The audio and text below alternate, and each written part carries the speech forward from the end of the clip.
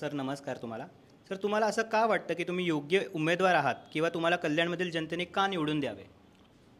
गेली 20 वर्ष लोकप्रतिनिधी म्हणून या महापालिकेमध्ये मी काम करतो आहे. 2000 साली मी पहिल्यांदा नगरसेवक म्हणून निवडून आलो आणि त्यानंतर ऐतिहासिक असा कल्याणचा काळा तलाव, ज्याची खूप काही दुरावस्था झालेली, पण माननीय शिवसेना प्रमुखांचं स्वप्न होतं की सदर तलाव हा स्वच्छ झाला पाहिजे. मग 2001 साली मी प्रशासकीय मान्यता घेतली. 2002 साली वित्तीय मान्यता घेऊन प्रत्यक्ष कामाला सुरुवात केली आणि मग एक लोकप्रतिनिधी म्हणून 10 वर्ष मी नगरसेवक तिथं होतो.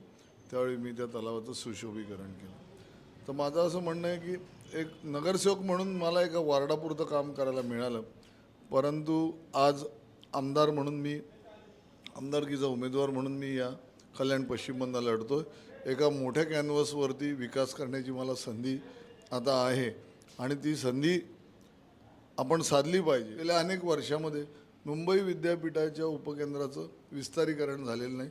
तिथं कोणतेही कोर्सेस जे मुलांना हवेत, विद्यार्थ्यांना हवेत, ते चालवले जात नाही. त्यासाठी पण मी प्रयत्न करणार आहे. सगळ्यात जास्ती टॅक्सेशन असलेली महापालिका, कारण ज्या प्रमाणामध्ये आम्ही कर भरतो त्या प्रमाणामध्ये आम्हाला सुविधा उपलब्ध नाही आहेत.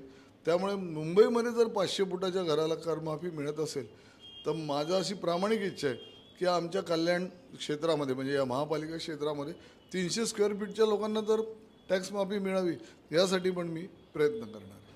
म्हणून मी कल्याणकर जनतेला आव्हान करेल की तुमच्यातला एक छोटा माणूस, सामान्य माणूस म्हणून मी निवडणूक लढवत आहे.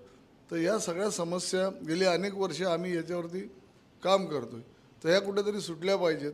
म्हणून कल्याणकर जनतेने सगळ्यांना संधी दिली, तशी यावेळी मला संधी द्यावी आणि त्या संधीचं मी सोनं करेल. मला फक्त माझ्या नावाच्या मागे आमदार लागणं हा माझा हेतू नाही, तर मी काय काम केलं हे माझ्यासाठी महत्त्वाचं आहे आणि ते करण्याची जनतेने मला संधी द्यावी असं मला वाटतं. धन्यवाद आणि ऑल द बेस्ट तुम्हाला. थँक्यू.